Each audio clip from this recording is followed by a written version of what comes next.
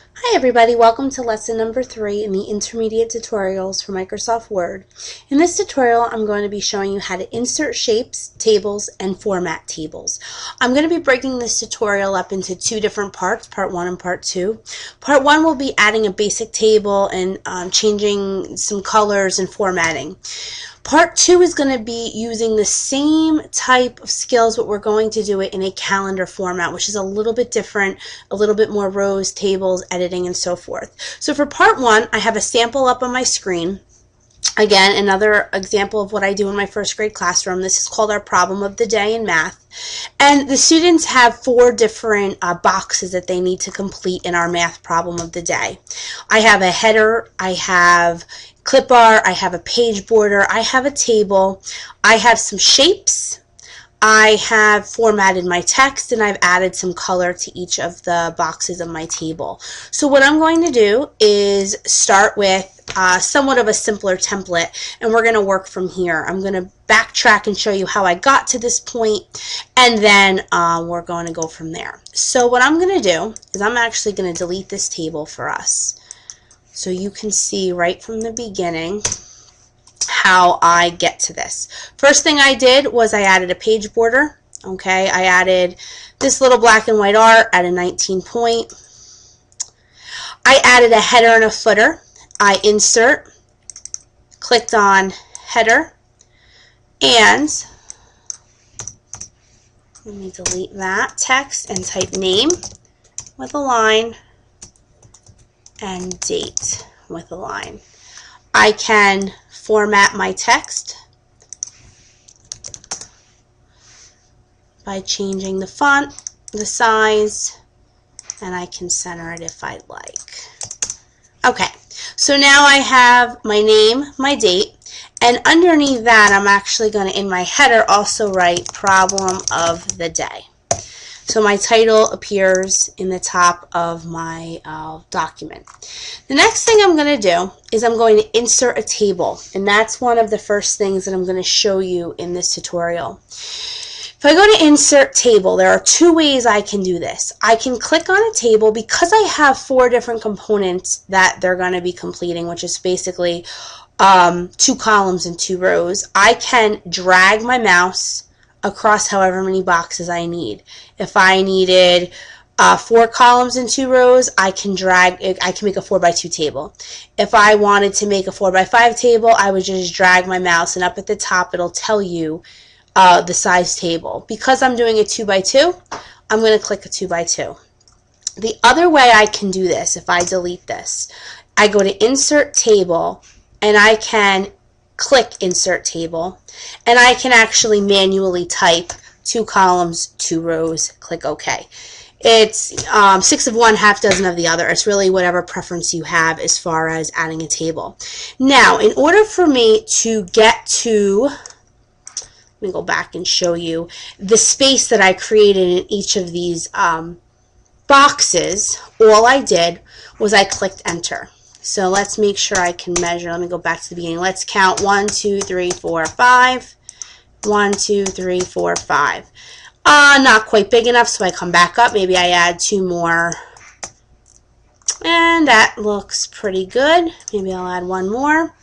Okay, so now if I go to print preview, I have my table that looks similar to my other example.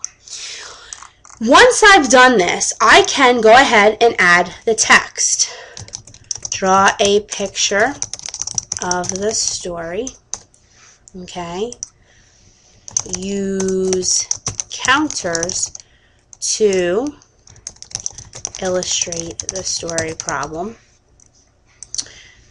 Here, what is the question?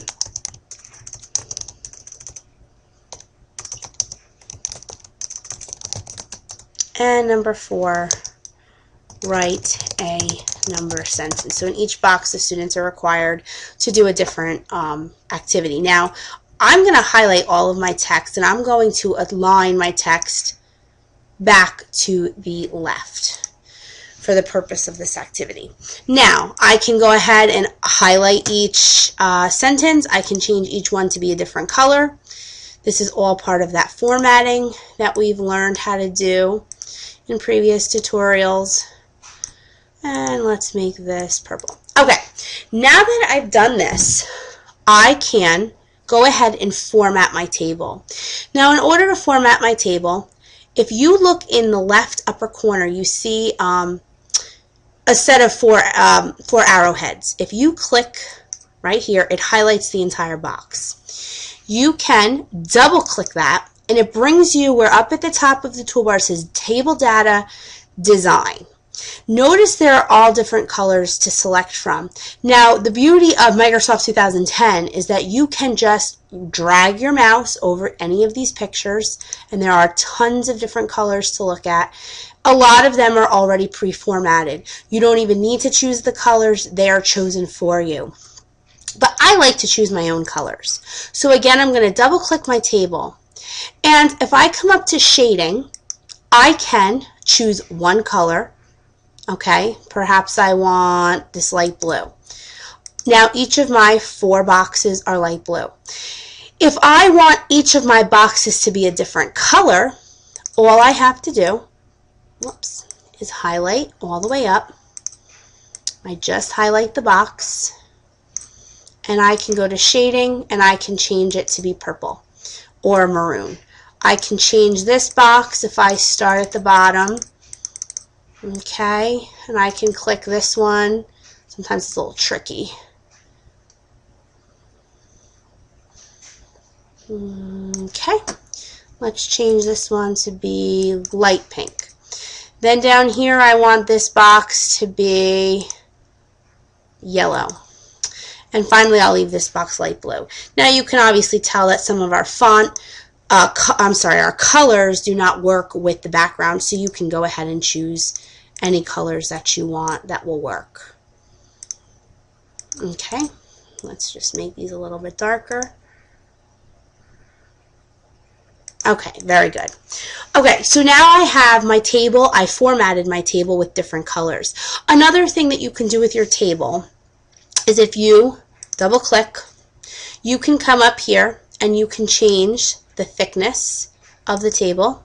Okay, the pen color will change the thickness of your table. You can also come up here and you can change the border.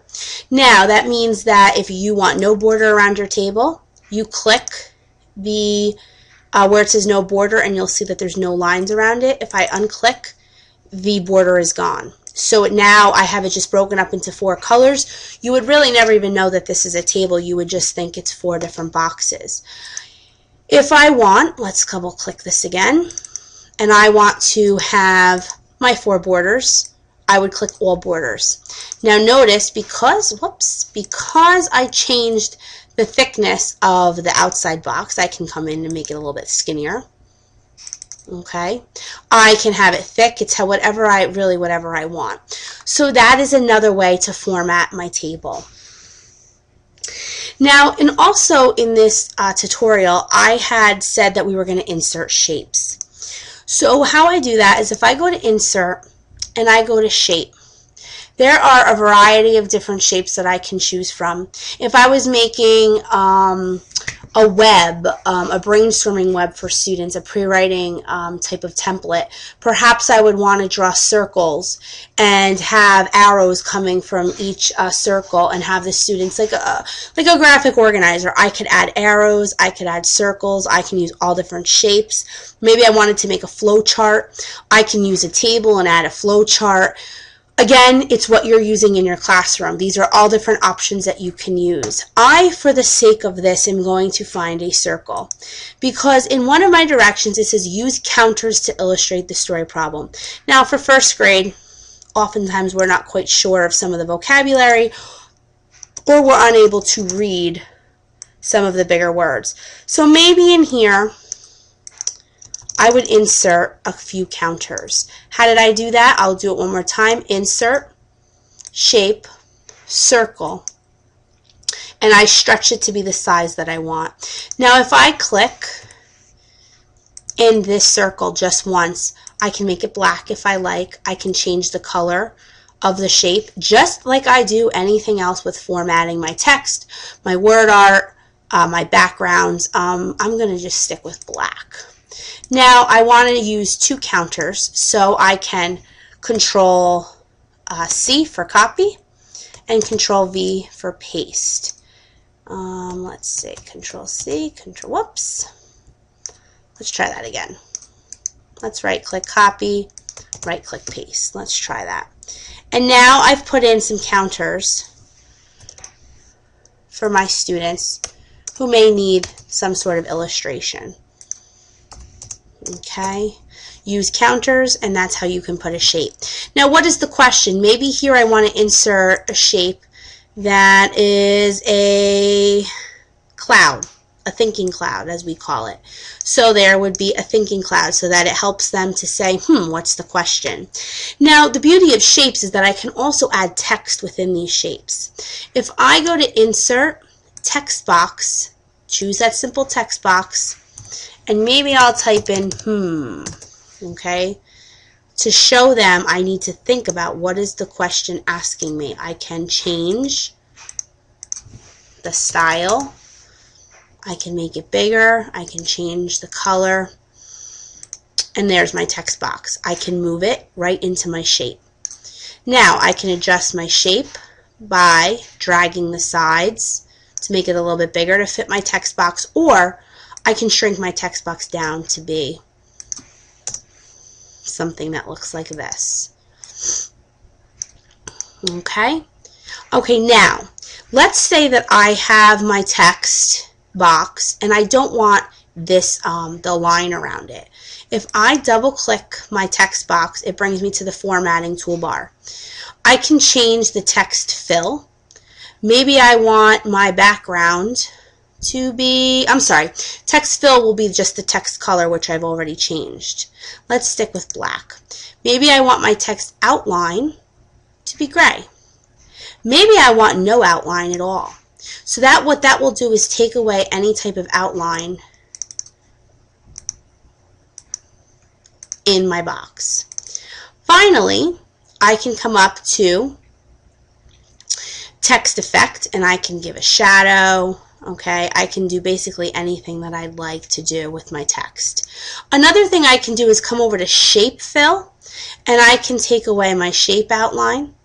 Okay, so maybe I want a black line to outline my cloud. Maybe I want no outline. So you can do it whatever you'd like to format your text and your text box and your shape. Okay. If I wanted to add an image up here for problem of the day, I can go out to the web, type images, type math, clip art, choose an image, right click copy. Whoops. Let's come here, right click paste. As a review, if I double click and I go to wrap text, I can click in front of text, shrink it, and now it'll fit right here. And if I go to print preview, there is an example of a table. I've changed I've formatted it. I've added shapes with text. I have added a header, clip art, and I've added a page border. So I've built upon all of my skills thus far. What I'd like you to do is go ahead and add some sort of table to your document. A great example of using a table is if you want to put a class list together, and maybe you want to keep attendance for the week of December 3rd. You can list all your students. Okay, if you have 25 students, you would need 25 rows. 5 days in the week, you would need 6 columns altogether, because you're going to have a column for names, and then you're going to have a column for each day of the week. Check off if the students were absent, or they were late, or they were present, and that's an example of using a table. You could always add a border, you can always add a title, you can add an image if you care to. And finally, the last way that we can use a table is a calendar. So stay tuned for the next part of this tutorial. Go ahead and submit anything that you complete with the table and formatting the shapes up to our Google site, and I will see you at the next tutorial. Thanks. Bye-bye.